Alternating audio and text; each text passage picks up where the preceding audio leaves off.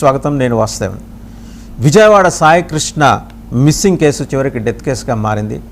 SI ఆ station SI కృష్ణంకి SI confess చేశారు SIT ముందర దట్ ఆయన సాయి కృష్ణ శవాన్ని నేను పోలీస్ స్టేషన్లో చూశానని చెప్పేసి. సరే, నాగరాజు సిఐడి విచారణలో ఏం చెప్పారనే దానికి సంబంధించి భిన్నమైన వాదనలు తెర మీదకి వస్తున్నాయి. ఒకటి, అసలు ఇదంతా పోలీస్ కమిషనర్ ఆధ్వర్యంలో ఉండే సిట్ చేసినప్పుడు నన్నెలా కమిషనర్ ఆధ్వర్యంలో ఉండే టాస్క్ ఫోర్స్ చేసినప్పుడు నన్ను ఎలా ఇన్వాల్వ్ చేస్తారు ఈ కేసులో అని చెప్పేసి ఆయన అడుగుతారు. తెలుగులో సామెత ఉంది, 100 గొడ్లను తిన్న రాబందు ఒక్క గాలివానికి నేల కూలిందని. అట్లా 100 అభియోగాలు ఆయన మీద ఉన్నాయి. అవేమీ తేలలేదు. బట్ ఇందులో తన ఇన్వాల్వ్మెంట్ ఏం లేదని క్లెయిమ్ చేసుకుంటున్న నాగరాజు వాదనలో నిజమెంత అనేది ఇంకా ఫర్దర్ కోర్స్ ఆఫ్ ఇన్వెస్టిగేషన్లో తేలుతుంది. ఇందులో ఆయన ఇన్వాల్వ్మెంట్ లేనప్పుడు మరి ఇన్వాల్వ్ అయిన టాస్క్ ఫోర్స్ సిబ్బంది ఎవరు, వాళ్ళని విచారించారా, వాళ్ళేం చెప్తున్నారు, తెలంగాణ నుంచి వెళ్ళిన 2 వెహికల్స్ మార్కాపురంలో ఎవరు వెళ్ళారు, ఆ వెహికల్స్ ఎవరివి, అండ్ తెలంగాణ నుంచి పంపించిన ఆ నాయకుడు ఎవరు. ఇప్పుడు these are the questions doing round in among police circles. ఇది పక్కన పెడితే నిన్న మరి ఆయన్ని రిమాండ్కి తరలించారు రాజమండ్రి సెంట్రల్ జైలుకి జూలై 8 వరకు. సో రేపు పొద్దున 29వ తేదీకు హెబియస్ కార్పస్ పిటిషన్ అనే దానికి సంబంధించి ఇంకా పెద్దగా ప్రోగ్రెస్ ఏం కనపడకపోవచ్చు. 8వ తారీఖు మరిన్ని వివరాలు బయటకు వచ్చే అవకాశం ఉంది. నిన్న పేర్ని నాని మాట్లాడారు, మాజీ మంత్రి పేర్ని నాని మాట్లాడారు, మాజీ మంత్రి అంబటి రాంబాబు మాట్లాడారు. అంబటి రాంబాబు గారు 2 రోజుల వినతి పాదయాత్ర చేస్తారట. పేర్ని నానేమో తెలంగాణ నయంలాగా బెజవాడ నయంగా సాయికృష్ణని పోలీసులు వాడుకున్నారా అని చెప్పేసి ఆయన నిలదీస్తున్నారు. మల్టిపుల్ యాంగిల్స్ ఈ కేసులో వస్తున్నాయి. ల్యాండ్ సెటిల్మెంటా, లేకపోతే అంతకు మించిన భూ కబ్జా వ్యవహారాల, ఎవరిని దాపెట్టడానికి ఎవరిని బలిపశువుని చేస్తున్నారు, నాగరాజుని బలిపీఠం ఎక్కిస్తున్నారు. నాగరాజుకి వచ్చిన అపారమైన మద్దతు కృష్ణలంక పోలీస్ స్టేషన్ దగ్గర అయితే రోజు సాయంత్రం అవగానే కొవ్వొత్తుల ర్యాలీలు, నిరసన ప్రదర్శనలు. మళ్ళీ వైసీపీ అభియోగం ఏంటంటే వాళ్ళే తెల్లారి పొద్దున వచ్చేసి వేరే రకమైన ఆందోళనలు చేస్తున్నారు. సరే, దీనికి సంబంధించి కూడా నిదానంగానే విషయాలన్నీ బయటకు వస్తాయి. ఈ అంశానికి సంబంధించి బిగ్ డిబేట్లో మనతో పార్టిసిపేట్ చేస్తున్నారు వైసీపీ అధికార ప్రతినిధి జ్వాలాపురం శ్రీకాంత్. నమస్తే శ్రీకాంత్ గారు.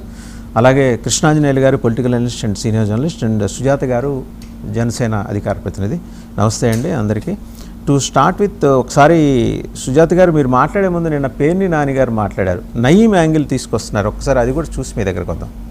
విచారణ ఇవాళ ఎంత డొల్ల విచారణ అంటే ఇవాళ జరిగినటువంటి నారా చంద్రబాబు నాయుడు గారి ప్రభుత్వం చే నియమించబడినటువంటి ఒక ఐజీ గారి నేతృత్వంలో 2 ఎస్పీలు, ఒక అడిషనల్ ఎస్పీ గారు, ఈ 4 నేతృత్వంలో నడిచినటువంటి ఈ సిట్టు ఎంత డొల్ల, ఎంత దారుణమైనటువంటి ఇన్వెస్టిగేషన్ అంటే ఆఖరికి ఒక హోంగార్డ్కి స్వేచ్ఛ ఇచ్చి నువ్వు ఇన్వెస్టిగేషన్ చేయమంటే ఆ హోంగార్డ్ కూడా ఇంత అసహ్యంగా చేయడు ఎవడో కూడా. మే 6వ తారీఖున ఆ రిమాండ్ రిపోర్ట్లో రాస్తారు. మే 6వ తారీఖున టాస్క్ ఫోర్స్ అడిషనల్ డీసీపీ గారికి పాత కృష్ణలంక సిఐ, అప్పటి కృష్ణలంక సిఐ నాగరాజు గారు రిక్వెస్ట్ ఇచ్చాయంట, రిటర్న్ రిక్విజిషన్. ఏమని, అమ్మా మాకు పలానావాడు నాన్ బెయిలబుల్ వారెంట్లో ఒకటి కనపడతలేదు, ఎతికి తెచ్చిపెట్టండి అని చెప్పి అడిగాడంట. టాస్క్ ఫోర్స్ ఎవరు, నాయకుడు ఎవరు, టాస్క్ ఫోర్స్ బాస్ ఎవరు? విజయవాడ సిపి రాజశేఖర్ బాబు గారు టాస్క్ ఫోర్స్ బాస్. ఇవాళ ఎంత డొల్ల విచారణ అంటే ఇవాళ జరిగినటువంటి నారా చంద్రబాబు నాయుడు గారి ప్రభుత్వం చే నియమించబడినటువంటి ఒక ఐజీ గారి నేతృత్వంలో 2 ఎస్పీలు. ఆయన అడిగేది ఏంటంటే సుజాత గారు, టాస్క్ ఫోర్స్ చీఫ్ మరి సిపిఏ కదా, ఆయన నోటీస్లో లేకుండా, ఆయన నాలెడ్జ్లో లేకుండానే ఇదంతా జరిగిందా? నాగరాజు గారు ఒక రిటర్న్ రిక్వెజిషన్ ఇచ్చారట టాస్క్ ఫోర్స్ అడిషనల్ డీసీపీ గారికి ఇచ్చారట. సరే, పరిగణలోకి తీసుకొని విచారణ చేపట్టారట. ఎండ్ ఆఫ్ ద డే ఏం తేలింది, పోలీస్ స్టేషన్లోనే 2nd ఫ్లోర్లో అతన్ని కొట్టి చంపారు అనేది తేలింది. ఈ శవాన్ని ఎస్ఐ చూశారట, అది కన్ఫెషన్ ఆయన చెప్పి రిమాండ్ రిపోర్ట్లో మెన్షన్ చేసినవి ఎవరు కొత్తగా కనుక్కున్నారు.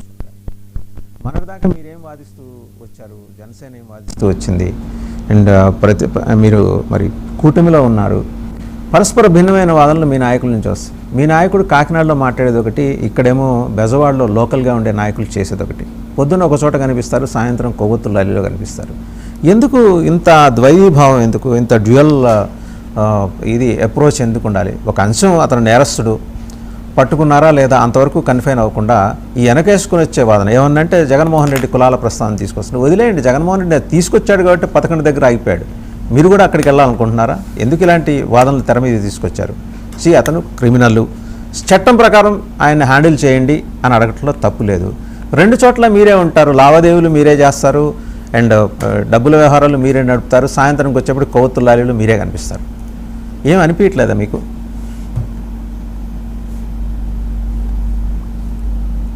మ్యూట్లో ఉన్నట్టున్నారండి, అన్మ్యూట్ చేసుకోండి సుజాత గారు. సార్ మ్యూట్లో లేదండి, వినిపిస్తుందండి? ఇప్పుడు ఓకే అండి. సార్ మీకు అలాగే ప్యానెల్లో ఉన్న పెద్దలందరికీ 99 వీక్షకులందరికీ నమస్కారం అండి. ఇప్పుడు ఈ సిఐ నాగరాజు వ్యవహారంలో ఖచ్చితంగా కస్టోడియల్ డెత్ జరిగిందని సిట్ విచారణలో తేలింది. అలాగే 100% జనసేన కానీ ఇటు ఎన్డీఏ ప్రభుత్వం కానీ దీన్ని సిఐ నాగరాజు చేసిన దాన్ని ఎవరు సమర్థించరండి. చట్టపరంగా విచారణ జరుగుతుంది, పారదర్శకంగా విచారణ జరిగి తీరాలి. సిఐ నాగరాజే కాదు, దానికి సహకరించిన ఎవరైతే వాళ్ళ స్టాఫ్ ఎవరైతే ఉన్నారో దాంట్లో సహకరించిన ఆయన ఒక్కళ్ళే ఆయన వాడిని మాయించి తీసుకెళ్ళలేడు కాబట్టి దానికి సహకరించిన సిబ్బంది, అలాగే దానికి ఈ విషయం అంతా తెలిసి ఎవరైనా సహకరించి ఉంటే పై అధికారులు కూడా ఖచ్చితంగా 100% అందరూ శిక్షింపబడతారు సార్ చట్ట ప్రకారం. ఎందుకంటే సిట్ విచారణ ఇంకా పూర్తి కాలేదు, వాళ్ళు ఇంకొంచెం టైం కావాలని అడిగారు. దీనికి ప్రభుత్వం ఎటువంటి అడ్డంకులు కల్పించదు, న్యాయపరమైన విచారణ జరుగు తీరుతుంది, దోషులకు అందరికీ శిక్ష పడి తీరుతుంది సార్. నాగరాజు మీద ఇంతకు ముందు ఎటువంటి కేసులు ఉన్నప్పటికీ కూడా కస్టోడియల్ డెత్ చేయడం అనేది నేరం. 100% ఎవరికి అటువంటి రైట్స్ లేవు. ఇప్పుడు హెబియస్ కార్పస్ పిటిషన్ వేసిన తర్వాత కూడా వాళ్ళ చట్టం ముందుకి అంతకు ముందు వేసినా కూడా దాని గురించి తప్పుడు సమాచారం ఇవ్వడం, అక్రమ నిర్బంధం, అలాగే ఏదైతే కస్టడీలో ఉండగా అతన్ని కొట్టి చంపడం, ఇవన్నీ కూడా ఎన్నో రకరకాల పలు సెక్షన్ల కింద కేసు నమోదైంది. ఖచ్చితంగా సిఐ నాగరాజు దానికి తప్పు చేశాడు కాబట్టి ఖచ్చితంగా శిక్ష అనుభవించి తీరాల్సిందే. ఇటు దీనికి రాజకీయమైన రంగు కొలవడం కానీ, కులాల రంగు కొలవడం కానీ ఇటువంటిది ఏమీ లేదండి. పరామర్శలు డబ్బులు ఇవ్వడం అన్నది అంటున్నారు. మరి ఎవరికి డబ్బులు ఇచ్చారు అంటే మనం అమర్నాథ్ గౌడ్ కేసు విషయంలో తీసుకుంటే కనుక మనం ఈ కేసు కన్ఫైన్ అయ్యి మాట్లాడదామండి. ఎందుకంటే ప్రతిసారి మీరు గతంలో వర్తమానంలో ఉండండి. మనం let us confine our selves to the subject అండి. మీరు వర్తమానంలో ఉండండి, గతంలోకి ఎందుకు వెళ్తారు? టాపిక్ అవన్నీ మాట్లాడారు, ఇంతకు ముందు కూడా మాట్లాడారు సుజాత గారు, ఇంతకు ముందు కూడా మీరు మాట్లాడారు.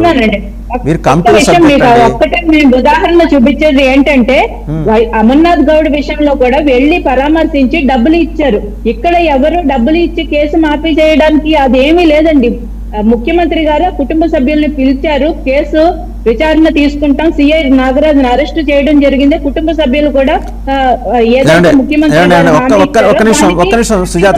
ఒక్క నిమిషం సుజాత గారు మీరే మాట్లాడదురు నిదానంగా. అమ్మిశెట్టి వాసు ఎవరు? మీ నాయకుడు. ఎక్కడికి వెళ్ళాడు?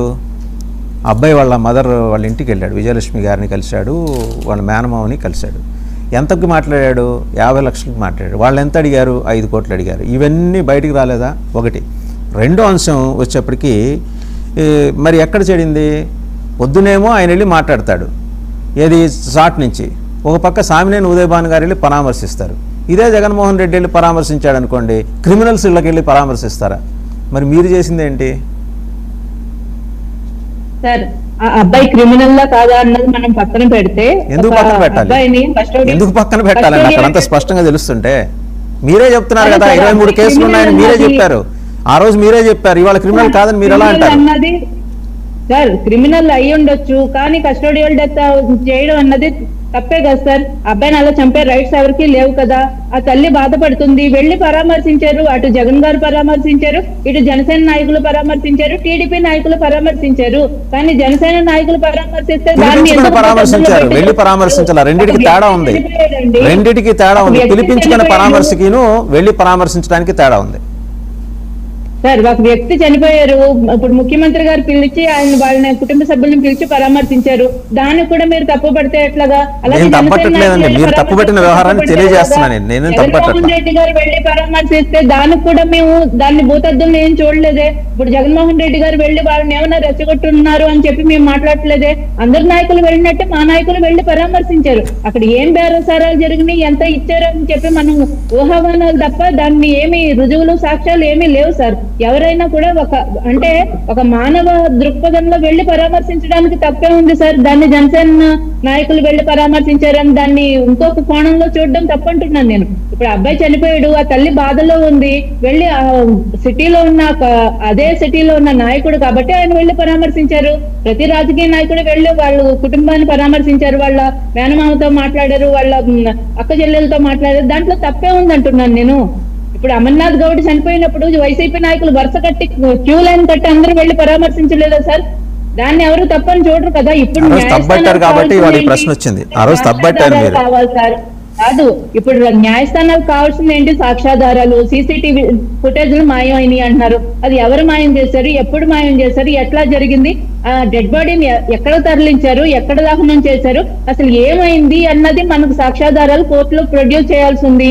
సిట్ విచారణ ఇంకా కొనసాగుతుంది. దీనికి ప్రభుత్వం ఏమీ అడ్డుపడట్లేదు కదా. ప్రభుత్వం అడ్డుపడకుండా కేసు నమోదు చేయకుండా సిఐ నాగరాజు అరెస్ట్ చేయకుండా ఉంటే మీరు ప్రభుత్వాన్ని ప్రశ్నించవచ్చు. ఇక్కడ కేసు చాలా పారదర్శకంగా దర్యాప్తు జరుగుతుంది. ఇప్పుడు కావాలంటున్నారు సిబిఐ విచారణ డిమాండ్ చేస్తున్నాం అంటున్నారు. ఏ దేనికన్నా ప్రభుత్వం సిద్ధం అండి.